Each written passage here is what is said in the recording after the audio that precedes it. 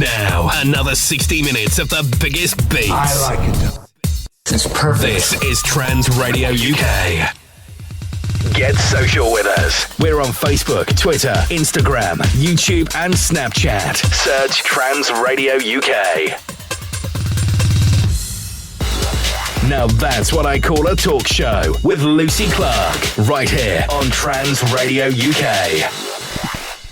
Yeah, hi, it's Thursday, it's 7 o'clock. This is Now That's What I Call a Talk Show with me, Lucy Clark. And tonight we are talking about Sparkle and Trans Pride Brighton. Now, apologies for last week. I'm sure those of you that tuned in will have realised that, yeah, the show didn't go ahead last week as planned, because we was going to be talking about this last week. But due to my involvement in a world premiere of a film, just drop that in there, yeah, I was unavailable to do this show just like how we wanted it to. So we did have a chat and what have you not last week, so there was a show, but it wasn't what we was kind of planning. So it's kind of knocked us back a little bit of a week. But hey, that's fine. So tonight we're going to be speaking to Jay Crawford. Now, those of you that don't know Jay, he is the chair of Sparkle. We're going to be talking to Shane Gordon, who many of you that go to Sparkle over the last few years, you'll know Shane. He's volunteered there for many years and he attended this year's Sparkle. We're going to be talking to Natalie Washington. Now, Natalie's one of the trustees for Trans Pride Brighton. She's going to give us a rundown of what happened this year at Trans Pride Brighton, etc. And we're going to talk it to our very own Shelley Jayne. Now, Shelley represented the station at Trans Pride Brighton. She was the only presenter that managed to make it down there because I messed up with my dates, which I'm sure I will allude to more than one occasion today.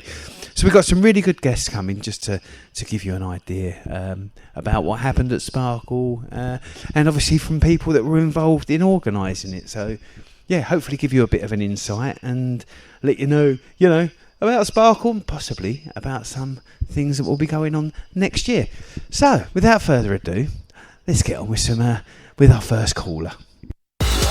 Now that's what I call a talk show with Lucy Clark, right here on Trans Radio UK. So it gives me great pleasure. We had Jay on last week, and I'm really pleased to say that he's joined us again this week. For those that don't know, and I'm sure there's not many of you that don't, Jay Crawford is the chair of Sparkle, and we are talking about Sparkle 2019. So it's brilliant to have Jay on to let us know how it went from an organiser's point of view. So Jay, thanks for joining us again. No problem at all. It's lovely to be back. Cool. And yes, well, Sparkle 2019. I mean, us at Trans Radio, we all totally enjoyed the whole weekend. We had a fabulous time. We really enjoyed, opening the stage on both days, and thought that this year's event was brilliant. But how did it go from your point of view? Well, from our point of view, people turned up. They had a great time. We welcomed more visitors than ever, as usual. We had relatively good weather this year, which again was quite nice. Yeah, it helps.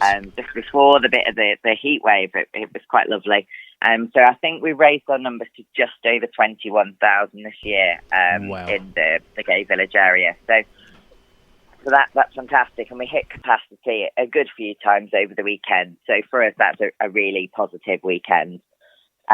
It was nice that we did a few new things. We moved the family zone a little bit and put a bit more kind of thought into that, working with other organisations, such as Manchester Parents Group, who've offered, support to LGBT parents, who have trans, non-binary and LGB children. So it's quite nice to get that kind of adult kind of area over there. And then we invited the Proud Trust as well from kind of the youth point of view. So that was a brilliant collaboration. Obviously, the main stage, fantastic. I think we were about 95% trans, non-binary and gender variant talent, which is great. Obviously, we had Trans Radio on there opening up, as you mentioned before, which was brilliant for us. How did it feel for you guys playing on that stage? Yeah, no, we loved it. We all the presenters that managed to make Sparkle, we got them all up on stage at some point, and they was all buzzing about it. Really enjoyed sort of being up on the stage, trying to get the crowd going and get the day going, and being part of Sparkle, but actually to be, an important part of the weekend was great for our radio station and for our presenters. Yeah, so we went out and had a celebratory meal on the Sunday evening after all the event, and everyone was buzzing. Everyone really enjoyed the whole weekend, which was fabulous. I think one of the things that we've seen this year is it was a lot more community orientated. So in previous years, you may have remembered the VIP lounge or the Sparkle lounge, as it was called for a couple of years. Mm-hmm. And we sat down early in the planning this year and said, do we really want to separate the community? And we didn't. We want everybody to have a fantastic experience, regardless of whether they can afford a ticket or not. It's a free to attend event for the right reasons, so that the community, everybody can access it, mm-hmm. And our allies are, free to join us. But what we did this year was we invested in seating and bar areas that were a bit more open and within the community kind of spirit feel. And we think that works. We've had a tremendous amount of feedback, which if your listeners haven't yet given feedback, they can do so on the Sparkle website.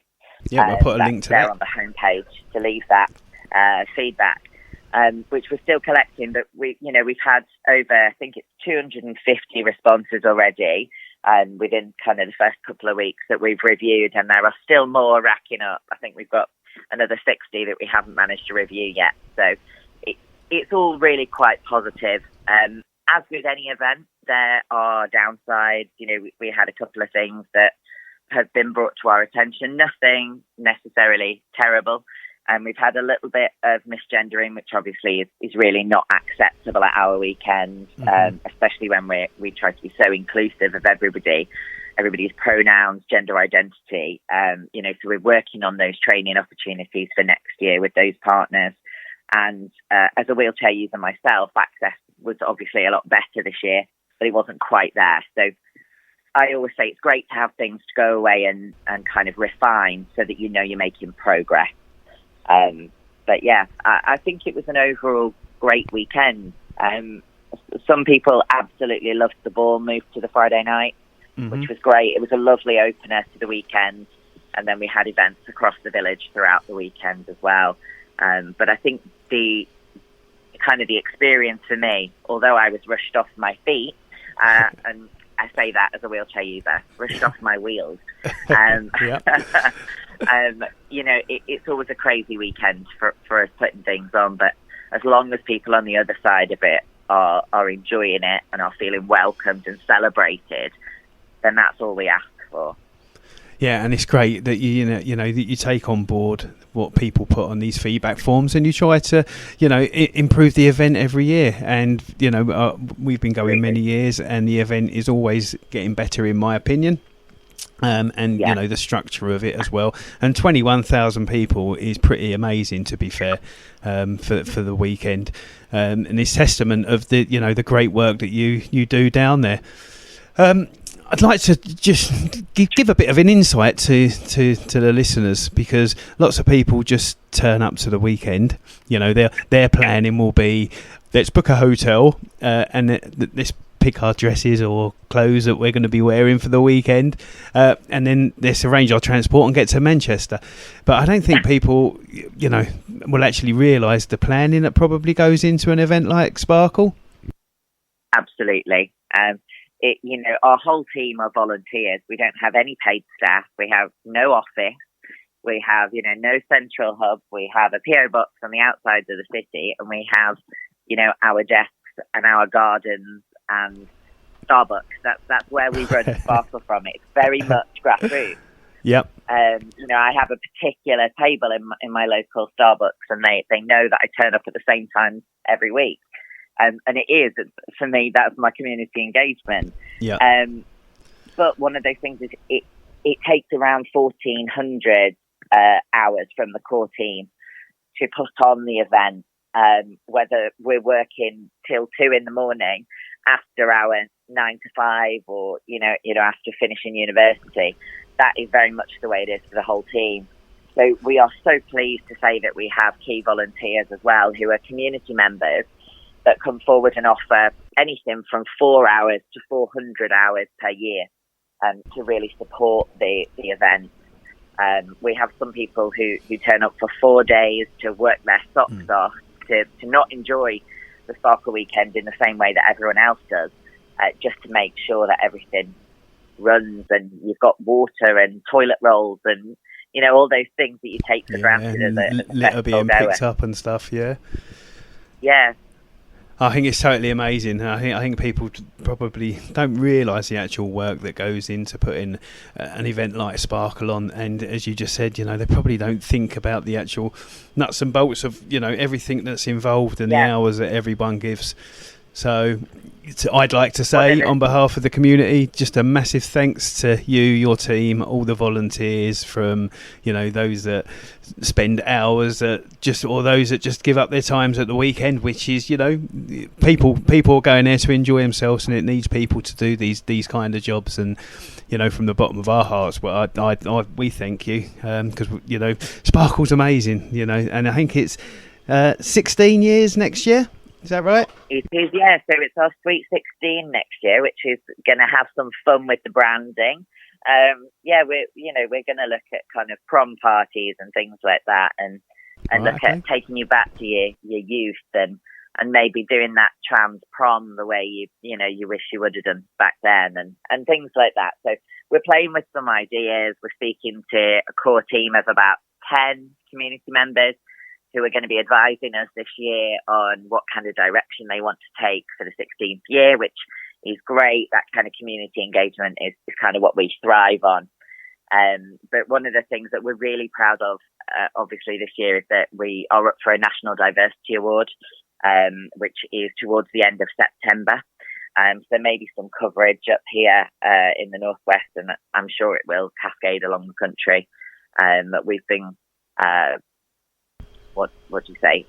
Nominated. Sorry, I can never remember that word. Yeah, nominated and then shortlisted. Yeah, I'm aware of how that procedure goes. Yeah, shortlisted, nominated, those ones. Which is brilliant, and it's lovely recognition for a board. But not only that, it's also lovely recognition for those trustees, key volunteers, and board members that have been with us over the past 15 years. You know, we have so many people to be thankful for that we are, you know, in a good position with a charity that, you know, it is for the community and is still very much grassroots. And it's thanks to everybody that has been involved, not just the core team at the moment. Yeah, of course, because obviously it's had to progress throughout the 15 years that have gone by so far. And it was interesting to hear a couple of your little thoughts of possible events for next year. That'll be really good. I know that you've announced the dates, but do you want to let everyone know that hasn't heard what the dates are for next year? Yes, I can. So next year we are running from Friday the 10th of July all the way through until the evening of Sunday the 12th of July. So we're not sure which day the Sparkle Ball will be yet, so we're just going to tell people that it's from Friday, just in case we don't want anybody to miss out. So please do come down on that Friday. But again, we will have village events a little bit earlier next year, so from the Thursday night onwards. So those that arrive early have possibly got a little bit more to do in and around that village. Mm-hmm. And then again, that will go through to the Monday evening for those that are there for the 4 or 5 days. So we're really hoping to kind of keep that park jam-packed and lots of things going over that weekend. We've got plenty up our sleeves. Oh, fabulous. And as you've just alluded to, you know, work on next year started already, so no Absolutely. Rest for the wicked. We were working on 2020 before we'd done 2019. So, wow. It's a constant cycle. I mean, at the moment for us, we've had a few people saying that, you know, the website's down and we're being a bit quiet. We're not. We have to take a small period to kind of recharge our batteries and get everything in order. The team are very much busy at the moment organising the Transgender Day of Remembrance event that is coming this November. Mm-hmm. So, you know, we at the moment are trying to gather everything for that and get things together.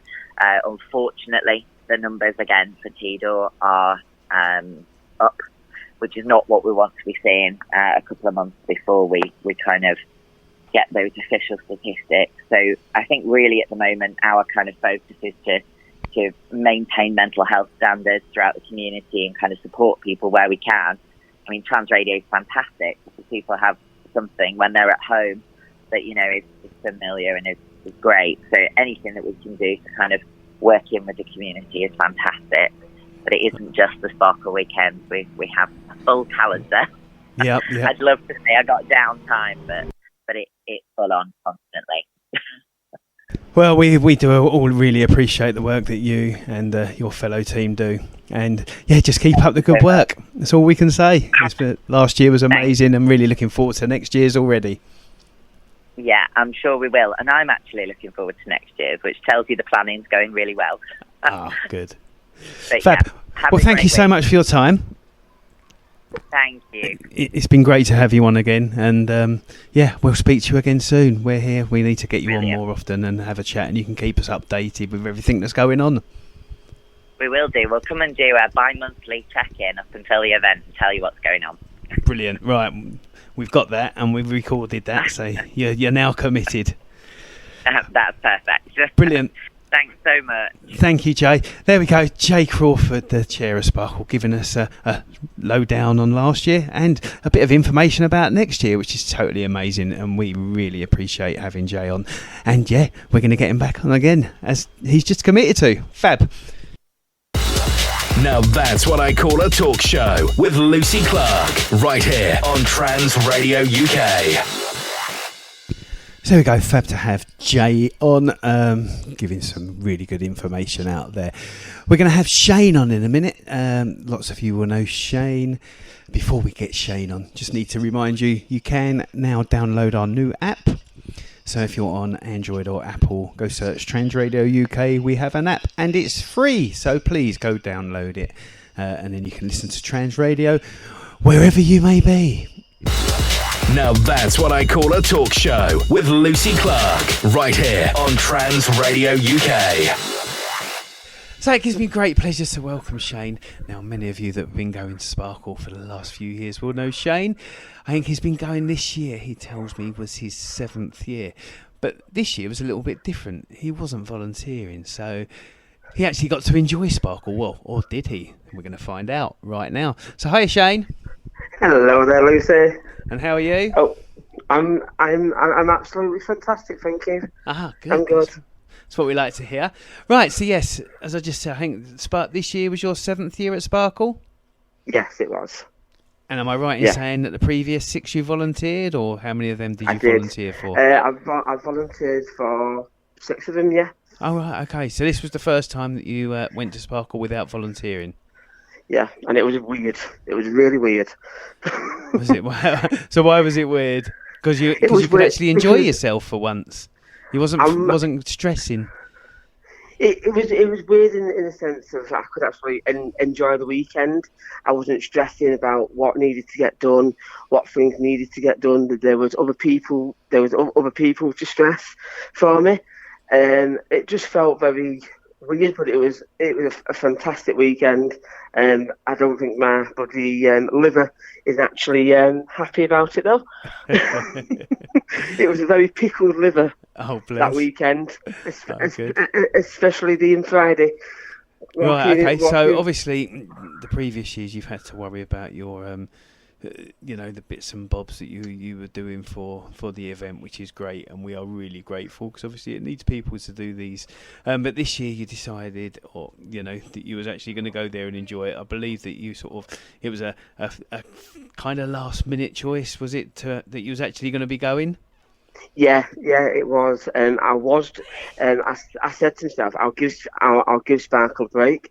I was supposed to go in away with some of other mates, but then people started cancelling, and I thought, basically, you know what, I might as well come to Sparkle because I know a lot of people at Sparkle, and it's a shame not to go and see them for maybe that for like a year.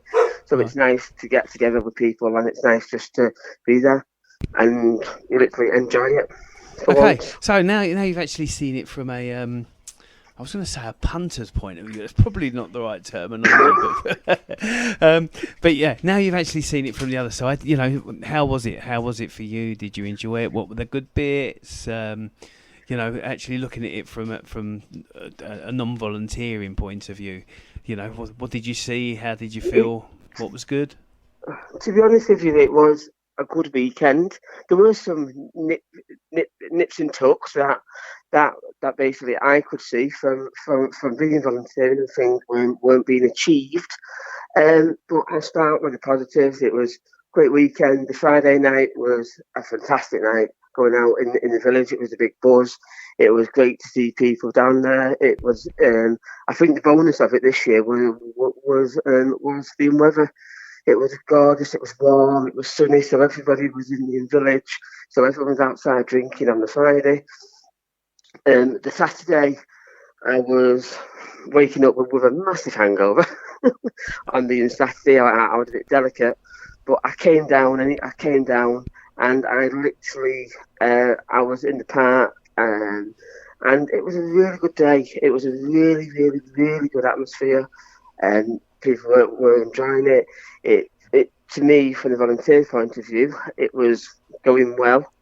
And then also on the Saturday night, you had the fantastic 80s night down at the Tribeca. Indeed. This night was just a phenomenal night. It was one of the most amazing nights I have ever had down there. From being in the village on a Saturday, you couldn't move down there. It felt like Pride, actually, because it was that busy. All the venues were heaving, and it was a fantastic atmosphere.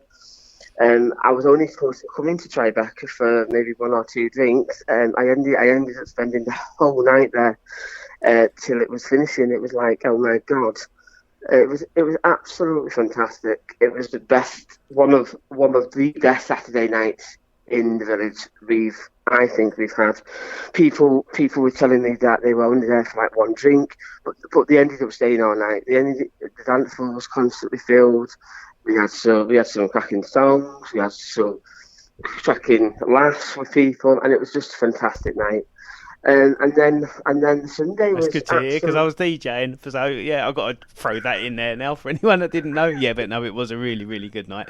Yeah, and the Sunday. The Sunday was it was a weird Sunday actually, because I had friends down there, but I also had family down there as well. Mm-hmm. So it was quite a mixture, because normally I don't have time to socialise with a lot of friends on the Sunday, because I'm running around that park trying to pick things up, and it was actually fantastic to actually be down in the village and just enjoy myself with people, see people, have a laugh, have a joke. By this point, I was getting blisters on my feet because I've been walking around the village that much. But yeah, I persevered, and it was a really, really good weekend. It was and the Sunday was a nice finish to the weekend as well. I went into Bar Pop where I watched the Bar Pop show team. Now that was a fantastic show, and they're really supportive of Sparkle, mm-hmm. and they were. It was just a fantastic night down there. It was full. It was rampant. At one point, they were actually refusing people into the venue because it was so full. Oh wow! Right, okay. And yeah, it was good. And then you always get the closing speeches, don't you? This is where the tears flow. I think every Sunday of Sparkle, even if I volunteered, and the fact that I've not volunteered it this year, the tears still come every year, every Sunday. Oh, I don't know if it's I don't know what it is. I don't know what it is, what happens, but by the end of the night, it's like, I can't believe it's over, and it's like, it's the end speeches always seem to choke you up. So, you know, it's one of the things. It was a fantastic weekend. There were some downsiders on the weekend. The volunteers were, let's say, less frequent, shall we say. There weren't many volunteers out and about on the Sunday. There was not many. There weren't many charity buckets going around on the Sunday. It's a shame when there's so many charity buckets there that there's not many being around, because the people that were standing there doing nothing could have been sorting out charity buckets, and it was good. Other than that, other the small niggledy-piggledy things, the weekend went really, really well. And next year is the Sweet 16, so it's going to be bigger and better. Yes, it is, as Jay Crawford just mentioned when we spoke to Joe. So yeah, it's going to be amazing. But yeah, no, I think you're right. And these events need volunteers. And I'm not saying for you to go back and do it next year, because you've obviously enjoyed having you've given plenty of time to Sparkle over the years by doing it for 6 years, which is a long time. But as you just said, possibly could have done with a few more volunteers. So anyone that is listening, maybe next year, if you want to go and do a bit of volunteering, don't have to do both days. I think that's right, isn't it? You can sort of one day or the other. You don't necessarily have to do both. Well, really, when you go in, when you actually volunteer, you can choose actually when you want to go down. You can either choose a full day. You can do a 4 hour slot in the morning. Normally ask you for volunteers on the Friday morning, ready to get the park sorted, and then they normally get really desperate on Monday to shut the park, because it's much of a hard job. Now, when I've done the volunteering work, I've also been on the sort of the infrastructure side of it as well. Mm-hmm. So I know from a point of view how hard it is. When you don't have the manpower to do it, it's very difficult. Yeah, of course. Especially for such a big site as well. You're not just doing the gardens. You're also doing it outside as well. You're taking posters down. You're taking stuff down. And when you're limited on people who want to volunteer, but then they either don't show up or they don't tell you, it gets very frustrating, because those jobs need to be achieved before you can actually leave site. But yeah, it's a fantastic weekend. But yeah, if you just want to do 2 hours, 3 hours, 4 hours, maybe next year, I don't know. Hopefully I might be back on working with Sparkle next year. Because I've been speaking to a few people, and so it should be an interesting weekend next year. Well, just make sure, because you enjoyed yourself having a bit of a party and a relax this year, so don't overdo it. And hopefully, if everyone, or people that are listening can, give up a few hours here or there to volunteer, more people, less work. If everyone got involved and everyone done a little bit, then it would make it a lot more easier, and people wouldn't have to do 4 days and, absolutely kill themselves. Because I know some people, and you've done the 4 days many years, the 4 days, it must be so tiring. So even if people come for half the 4 days are just an absolute killer. You're literally, I don't know how you manage it. You're literally drinking energy drinks by the Monday morning, just to keep yourself awake, because you're that tired. And because not only are you doing the parts, and you have to go back to your hotel, get changed, then you're going back out at night. And you've got to try and enjoy yourself as well. Exactly. Exactly. You've got to have a good time. So, right, well, it sounds like you had a good time, and it was nice that you actually had a rest and got to enjoy this year. Yeah, I did. It was a great weekend, to be honest. There's a lesson. Weekend. Don't, if you're going to volunteer again, then just do a little bit. You don't have to, be a martyr, do all 4 days and absolutely, burn a candle at both ends and kill yourself. Just do a little bit, and it's great that you're doing something then for the community, but still enjoy yourself, because I know you've not got much of it, but you've got to let your hair down. Exactly. Yeah. Right, it's been great to talk to you and given an insight of, what it was like to be there as somebody that was going to enjoy the weekend, and also from the volunteering side. Yeah, it was. Yeah, thank you. Thank you very much. Thank you so much for joining us, Shane, and we'll speak to you soon. Yes, we will. Thank you very much. All right, thanks, mate. See you soon. Cheers, Take care. Bye. Bye. Get social with us. We're on Facebook, Twitter, Instagram, YouTube and Snapchat. Search Trans Radio UK. Now that's what I call a talk show with Lucy Clark, right here on Trans Radio UK. Yes, this is Now That's What I Call a Talk Show with me, Lucy Clark. That was Sparkle. I really enjoyed this year.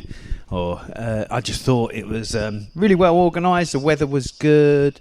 It was busy. The vibe was good. I thought the entertainment, we didn't really touch on that. I thought the entertainment was okay. Listen, I appreciate there's budgets, so we're not gonna get Kylie or Britney at Sparkle. I thought the entertainment was okay. I thought, the stage was good, especially between 12 and 1, of course. Yeah, I just thought it was a really good vibe. I thought the set out, I think they've listened, which is important, for events to progress. I think that they have listened to people's reviews. So please go and fill in a feedback form. They are important because they do listen. They're not just out there for fun. They're there for a reason. So go fill one in, give your views. And they do listen, and they do take your points on board, because they've listened about the Sparkle Lounge and the seating and the layout, and I thought the layout was good this year. I think it had a bit of everything. You could get a drink if you wanted it. You could get some food, and there was a variety of food. There was lots of stalls there that sort of covered various different things. You could buy a bit of merchandise from various people. You could talk to various people. I just thought that they got that spot on. The Christmas ball, I DJ'd again at the Christmas ball this year. Thought the food was great. They did table service, which was great. Probably wasn't as well attended as previous Christmas balls I've been to, not gonna lie. They had BB Vox, who was amazing. We know how good she is. They had a comedian that was good. They had an aerialist that they were good. So I don't know, possibly being a little bit negative, a little bit too much, if you like. But it was good. It was a bit different. It's my personal view, but I think they had something there for everyone. The aerialist was they were good, and people enjoyed them. As I say, the comedian, and so they had a bit of everything, and that's good. And I think that they've listened. Just a shame that event wasn't a sellout. Maybe that's because it was on the Friday. But I can see why they've done it on the Friday. It doesn't make people leave the park early on the Saturday. I didn't DJ the opening night on a Friday as I was meant to. That was a negative for me. Not gonna make any further comment on that. I went there, and if I'm going to be DJing, I've been doing it for 30 years, then let me DJ. That never happened, but we did the Saturday night, and I think anyone that was at Tribeca on the Saturday, or as Shane has just alluded to, people were going there for one drink and ended up staying there the night. Tribeca's a fabulous bar, and we had an amazing time at Tribeca, so that was really, really good. From a truck point of view, we did a couple of live shows. That was nice. As I say, we opened the stage. All the presenters that were at Sparkle got up on the stage. They were all buzzing about it, and they really enjoyed it, so that was good. I thought I can't mention this because some of you may have seen a live feed that I did on the Sunday. Now, I'm not going to lie, I'd had a couple of drinks at this point because when we got off the stage, we had a celebratory drink, and yes, we'd have loved our Sophies to have won Miss Sparkle, but we. How can I say this without being rude? Because the girl that won it was really lovely. And she was really pretty, and it seemed to have a nice personality and what have you not. But every contestant had really, really made an effort. Whether they'd gone a bit over the top with some of their outfits, I don't know. That's for other people to judge. But most made a real effort. Our Sophie, for example, wore a fabulous Union Jack dress, and makeup, as Sophie does, was perfect, and I mean, she's a stunning girl, and there was there was lots up there that had really made the effort. And the one that won rocked up in jean shorts and a vest top. So hey, perhaps a casual look is the way to go. In these beauty pageants or whatever. And I'm sure that the Abby that won it will represent Sparkle amazingly. But just for me, I was like, everyone else had really made a massive effort, and Abby just rocked up in jean shorts and a vest top and has won the competition. So that's possibly the way forward. So if you're entering next year, now you know, just turn up as you would have done if you was going to the park and jump on the stage, and you got a chance. I suppose it shows that you don't have to make all the effort to actually go and win it. I just felt a bit disappointed that there's people that have probably spent hours upon hours getting themselves ready. So it's not a criticism as such, but yeah, that was just my personal view. It still makes me chuckle now. But well done on the young lady on winning. That was totally amazing. And of course, while we're here, we need to say well done to Tina Cross for winning Miss Golden Sparkle. Yeah, absolutely fabulous. Everyone that knows Tina loves her. Right, we're going to have a little couple of adverts now, and then we're going to come back and we're going to talk Trans Pride Brighton. Get social with us. We're on Facebook, Twitter, Instagram, YouTube and Snapchat. Search Trans Radio UK. Now that's what I call a talk show with Lucy Clark, right here on Trans Radio UK. So, Trans Pride Brighton 2019. As I'll probably say again, we never made it. We made a complete mess up with the dates. We went last year to Trans Pride Brighton, and we had a really good day. We really enjoyed ourselves, and it was always our intentions to go back to this year's Trans Pride Brighton, not only in a personal capacity, but to do some interviews and do some bits for Trans Radio UK. However, we was looking to go away on holiday, and he's like, oh, let's go then. There's a good price. So we booked up to go on holiday, and then we realised that we've actually booked up during Trans Pride Brighton. So personally, we didn't make it. When I say me, I mean like myself and Davril. So yeah, we wasn't there. Unfortunately, not many of the presenters could make it down there either, but Shelley, Jayne did. So we will be talking to Shelley shortly. But before we talk to Shelley, we're going to be talking to Natalie. Natalie is one of the trustees of Trans Pride Brighton, and she's going to be coming up and chatting to us right after this.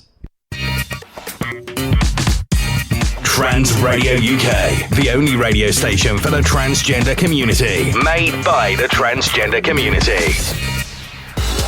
Now that's what I call a talk show with Lucy Clark, right here on Trans Radio UK.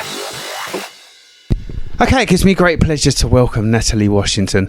Now, Natalie is one of the trustees for Trans Pride Brighton and is going to tell us all about the event that went on this year. So, hi, Natalie. Thanks for joining us. Hi, Lucy. Yeah, no problem at all. Good. So, right, Trans Pride Brighton this year. Unfortunately, I couldn't make it because stupidly we'd booked to go on holiday on the same date without even checking. However, I know a few people that went, and obviously you're one of the trustees, so heavily involved with the organisation. So yeah, just curious, how did it go for you guys? Yeah, it was good. Like always, I think I've been, this is the sort of third full year I've been involved, and like always, it comes together and it's a great weekend and we really enjoy ourselves. As always, it's a massive challenge putting it on. But I think, this year felt as relevant and felt as important as it always has for me personally. So yeah, it was a really good event, I think. Okay, and we had nice weather on the day, did we? Or was it not the greatest? Yeah, we had some worries beforehand. So I think that was the main event obviously is on the Saturday, and on the Friday we had a bit of rain. And we had forecast rain for the Saturday afternoon, and we were thinking, oh no. And sort of for anyone that was there a couple of years ago, we had a major rainstorm during the kind of the afternoon event, and that kind of put a bit of a dampener on things. So we were expecting some quite bad weather, to the point that actually on the Friday night we were having some discussions about what do we do if the winds really get up. There are certain criteria for safety reasons. We can't put marquees up in certain powers of winds. So we were worrying about that, but it was all fine. The weather kind of was kind to us, and I suppose that reassured us we're doing the right thing. Excellent. Right, so everyone met at the pub, I believe. Is it the Marlborough? Yeah, the Marlborough Pub and Theatre, yeah. Yeah, and so basically, how many people do you think attended the parade / march, and how did that go itself? Always really difficult to tell, because we do measure people coming into the park area in terms of numbers, but we don't measure the march because, of course, it's very difficult to do so. There were estimates of sort of 6,000 people, which is really, really good. We know that it was about a mile long in terms of distance on the seafront for the march. Wow. So it was huge. That's good. It was really something to be part of, yeah. So, we think about 6,000, then we think sort of similar numbers of, 6, maybe a little bit more unique visitors in the park on the day. Fabulous! Wow, oh, that's amazing. That's really good. And how did the park go? Did everything go to plan, as in there? It did. Yep, it did. So in terms of what we kind of planned to execute, it all went off pretty much without a hitch. There was a few sort of small issues that you have during the day, but we had some great bands and other performers on the stage. We had tons, so 40 or so, more than 40 different organisations come and run stalls there. We had loads of people in the park all day. Everyone seemed to really enjoy themselves. We had no significant issues. It was, in terms of delivering on what we planned to execute. It was fantastic. Oh, it's totally amazing. We're really pleased and really glad that it went well. So what's I presume we've already started planning for next year? Yeah, we have, after a fashion, yes. Yeah. I mean, there's a few main topics, like any of these sort of pride organisations. Mm-hmm. Anyone who's been involved in organising a pride will be familiar with the fact that we have a turnover of people. So one of the main things initially is to get in place the committee that we're going to go with next year. And we've got a few things that we need to be mindful of in terms of that. One, of course, being that we're getting bigger and we need more people, and another really important one being that we need to be more representative of the community that we're serving. So we're looking to build that into kind of setting the people up for next year. And there's loads of other stuff we want to do. There's always questions about venue. There's always questions about the types of activities we're doing and whether they're the right ones to be doing, what the focuses are, what we can do to be more inclusive and that kind of piece. So, nice, fabulous. Yeah, we've started, but we always give ourselves a little break afterwards. So maybe kind of once we get into September, October, that's when the real kind of business will begin again. Oh, good. So how many people are involved, as in, the whole across the board, from trustees to volunteers? So it fluctuates, as you'd expect, throughout the year. And the people on our committee fluctuated throughout the year. And, to be honest with you, we had a really challenging year this year. We had some quite...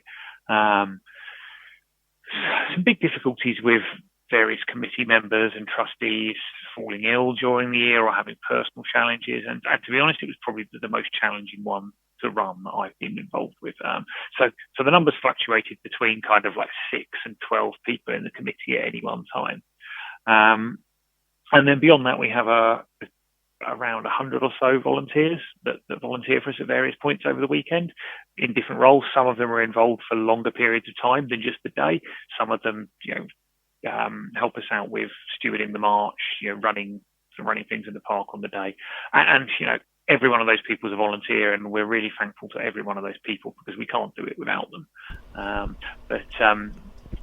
guess it comes to, over the course of the year, maybe 100 to 150 people made it happen. Yeah, that's brilliant. That's totally brilliant. Well, on behalf of the community and Trans Radio, I'd like to thank you all for your hard work and putting the event on, because obviously, people, as we just said to Jay from Sparkle, these events don't just put themselves on, and it's a big challenge throughout the year from you guys to get these events on. So yeah, we all thank you, and looking forward to next year. So you also have just some fringe events as well, not just obviously the main event on the day. Is that right? Yeah, we do. So over the last couple of years in particular, it's grown. So we've always had a few key things. We've always had, obviously, the march on the Saturday lunchtime. We've always had the park event on the Saturday afternoon. Traditionally, we've always had a film night on the Friday night, showcasing some trans cinema from around the world. And then we have kind of a picnic on the Sunday, which is before everyone goes home. It's billed as a picnic these days. It takes place in a cafe because you can't trust the British weather. But and then obviously we have the after party on the Saturday night, which is kind of a traditional trans pride thing, official event. Right, great. Yeah, in the last couple of years that's grown, and we have a Friday night event now. We have stuff going on throughout the preceding week. So we have what's becoming a tradition now, kind of a vinyl auction. So you can go and bring some old vinyl records, and we'll sell them and play some of them as to raise money. This year we had a focus on sport, and so as part of that, the committee organised 3 or 4 kind of get into sport events during the preceding week. So things like wheelchair basketball, beach volleyball, swimming, stuff like that. Things to trans-specific events so that we can get trans people involved in physical activity.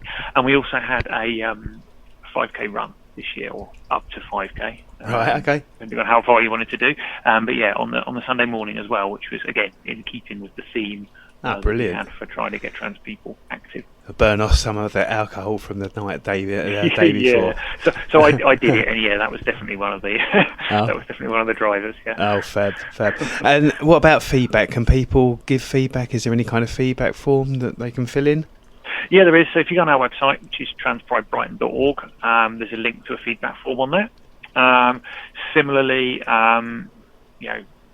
any time during the year, you can get in touch with the committee on there or through our social media to give us feedback or thoughts on what people think is important. I'd say some areas we're specifically looking for feedback this year, and indeed as with every year, is on how we can make trans pride more inclusive. Because we're always looking to make sure that we need to centre the most vulnerable and the most kind of underrepresented parts of our community, and we know that this year, like a lot of previous years, we haven't done that in some respects. And so what we're particularly looking for is how can we make trans pride more inclusive? How can we give a voice to those who don't already have a sufficient voice in our community? So yeah, please get in touch with us if you've got thoughts on that. There you go, Fab. There, you've heard that, how you can get in contact. So should you want to get involved or give your feedback, then please follow the steps Natalie's just given you. Next year, do we have a date or any idea when a specific date will be given out so people like me don't miss out? Because I can't believe that we've done that this year, to be fair. It's always a really tricky one because obviously, I mean, I'm not actually local to Brighton either, so I like to get my my accommodation booked up as early as possible. And I almost did the similar thing this year. In everything else, I completely forgot to book my hotel, so I ended up paying a little bit more than I would have liked because I had to book it quite late. But so we don't have a firm date. What I can say is that every year up to now, it's been the third. I think it's the third, or is it the fourth? You can check before it goes out. The third or fourth weekend in third or Saturday in July. So it always falls on the same weekend, and that's because it falls 2 weeks before the big Brighton Pride. Yeah. So that's the kind of the cadence that we always work to. We can't confirm that until we've got confirmation of things like venues and so on. So we never release the date until we've got confirmation of the venue. However, depending on people's appetite for risk, if they want to speculate that it's going to be that same weekend that it always is, then that's what we will always look to first. And it will only not be that weekend if there's a hard reason why it can't be, like venue unavailability or something else going on in Brighton that means that it's not the right thing to do. But yeah, that's the weekend we always work to. Right, cool. I shall cross it off on my diary right now. Right, well, once again, thanks for all the hard work you do. I appreciate the work that goes into putting on events like this. And look forward to next year. And thank you so much for coming and joining us today. No problem. Thanks a lot for having me, Lucy. Cheers. Thanks, Natalie. There we go. Natalie Washington, one of the trustees of Trans Pride Brighton, giving a view from their point of view, which is totally amazing. And we really appreciate her coming on and joining us today. Trans Radio UK, the only radio station for the transgender community, made by the transgender community. Now that's what I call a talk show with Lucy Clark, right here on Trans Radio UK. Shelley, because she's going to be back later again. But she's again coming onto the talk show because she was at Trans Pride Brighton. She was there having a great time, and well, we were going to find that out. But she was there representing Trans Radio UK, and unfortunately, no one else made it from the station. So Shelley's going to give us a lowdown of what her day was like and how much she enjoyed it, and telling us what she saw and heard. So hi, Shelley. Hey everyone, how you doing? Yeah, we're all good here. Thanks for joining us. I know you're all the way in Australia again, so yeah, God knows what time it is there, but really appreciate you joining us. So yeah, Trans Pride Brighton. Yeah. Tell us, what was your day like? Talk to us. Let everyone know what happened. Okay, so yeah, Trans Pride in Brighton. It was an awesome event, really, and it's more than just a day. It's a weekend, really. So a lot of people go down Friday night, and they come from all over the place, so they make it a bit of a party for the whole weekend. So when did you go this year? When did you go down there? I went down on the Friday night. Right. Okay. Caught the train down, met some friends, and they had an official opening party at a club called. I don't know what the club was actually called. I think it was a theatre, but the event was called Traumpfrau, which is German. It's a bit techno and all that sort of stuff. German for dream girl, which, of course, I consider myself one of those. So, it was kind of the place to go and be seen, really. It was a great evening. Okay, yeah, that's good. Well, I think as Natalie alluded earlier, it's not just about the day. So I've only ever been to the day myself, so it's good to hear. So what was it? You enjoyed the Friday night? Was it good? Yeah, Friday night was great. We all, had a lovely dinner and, then got in the club, and there were lots of trans and, totally gender diverse people in there and the whole scene. And, we all, partied on in there till the wee hours of the morning, and then came out of the club and found it was promptly raining, which was not great, but hey, it's Brighton. How busy was it? Would you say it was, well, tell us, how busy? Was it really busy? Oh, yeah, no, I think it was pretty packed. It was, probably 200, 300 people, which is not bad for an evening event.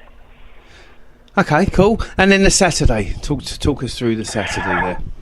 So the Saturday is the big day. So, you don't want to go too full on the Friday night, because otherwise, you've got to get down to the Marlborough for 10 o'clock, the Marlborough pub in Brighton, which is where it all kicks off from, really. They try and get you down there for 10 p.m. So 10 a.m. You've got to get up early and, get ready and move down to the Marlborough. And, so what time did you get there? Once you get to the Marlborough, probably about 10:15.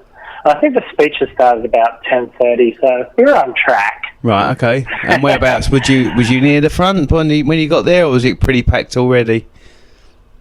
Yeah, it was pretty packed already, but there's all these sort of lanes around the Marlborough pub, if you know it, in Brighton. So everyone sort of packs up to that and tries to hear the speeches, which come out the top of the Brighton pub. They open up the windows so that everyone can see them. Yeah. And, they broadcast out some really positive messages about the trans community and what we're marching for, etc., etc.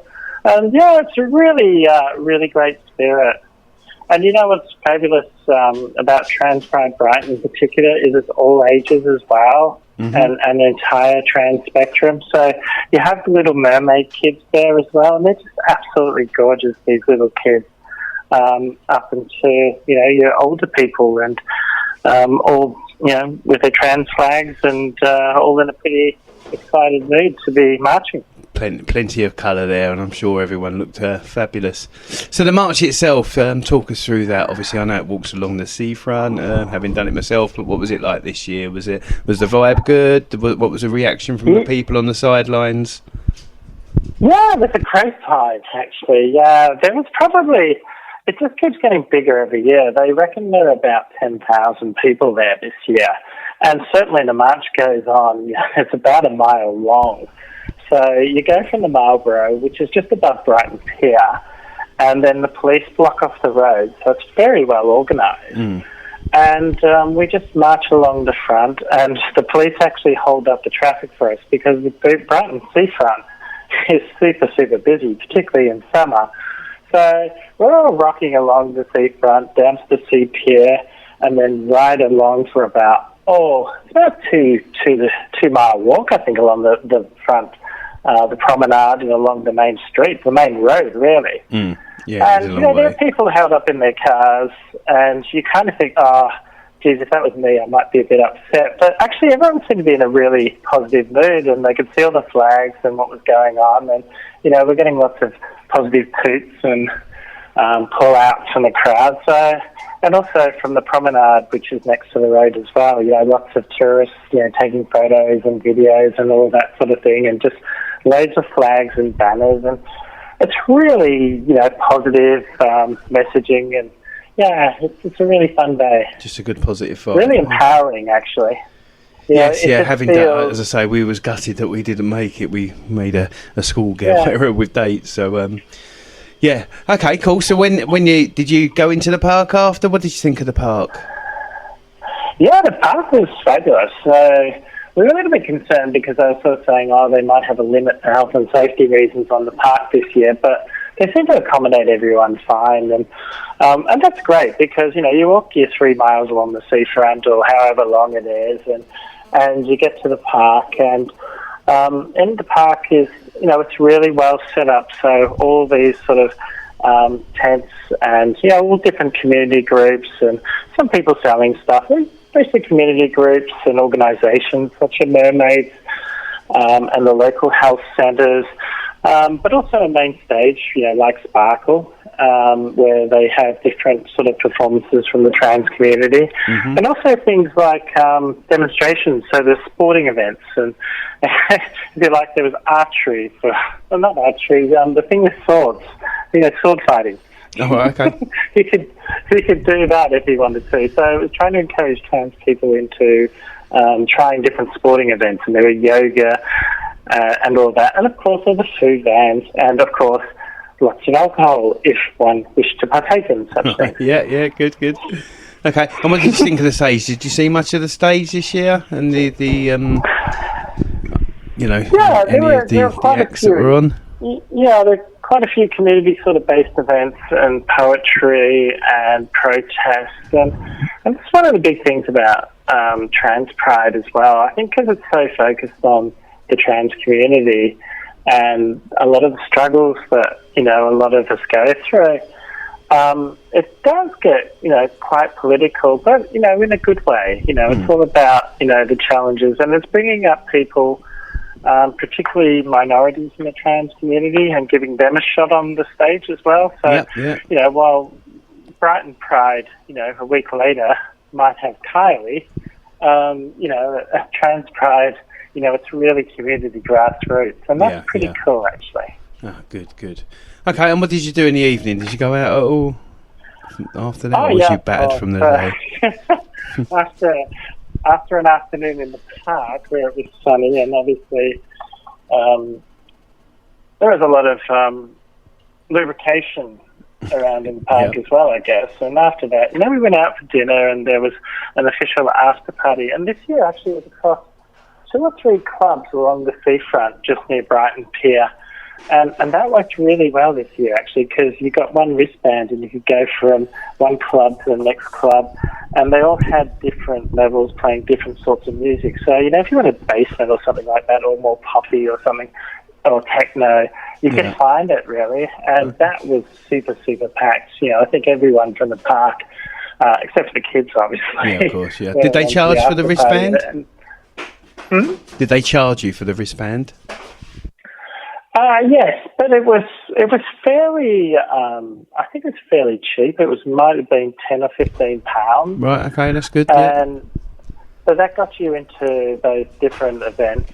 And part of the thing they did as well is that for those who couldn't afford to go to the event, they were using the money to subsidise other trans people that couldn't afford the £10 to £15. So I thought that was really good. Oh, that's brilliant. That's really good. Makes you feel really good about an event, Yeah, part of the community. That's really good. That's fabulous.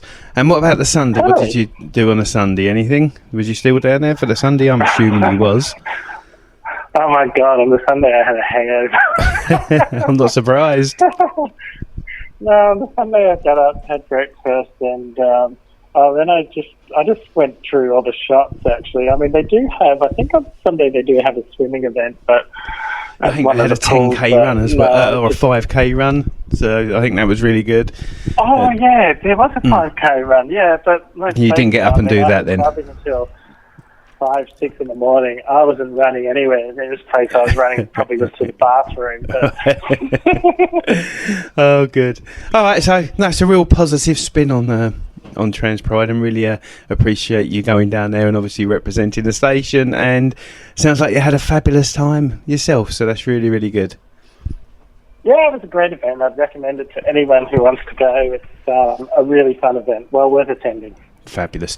Right, well, we'll let you go because it's probably the middle of the night there in Australia, and we really appreciate your time coming to talk to us. No problem, Lucy. Lovely to chat. Yeah, we'll speak to you soon. All right, thanks a lot, Shelley. Bye. Cheers then. Thanks. Bye. There we go, Shelley, live from Australia, telling us all about Trans Pride Brighton. Now that's what I call a talk show with Lucy Clark, right here on Trans Radio UK. Now, unfortunately, just like that, we're out of time. So I hope you've enjoyed the show tonight. We've discussed Sparkle and Trans Pride Brighton, two fabulous events that we here at Trans Radio UK hope continue to thrive, and we will support them as much as we can over the coming years, that's for sure. Coming up at 8, we've got Shaz. I think it's Groove-tastic Tunes tonight. Yep. So make sure you stay tuned for that. Next week, we're going to be talking about intersex, non-binary. What does it mean? What's it like to be intersex? What's it like to be non-binary? Hopefully give you all, and myself, an insight into these very important people in our community. That's next week on Now That's What I Call a Talk Show. I've been Lucy Clark. I shall see you very, very soon. Take care and have a fabulous Thursday night. Don't forget at 10 as well tonight, Shelley Jayne. See you soon.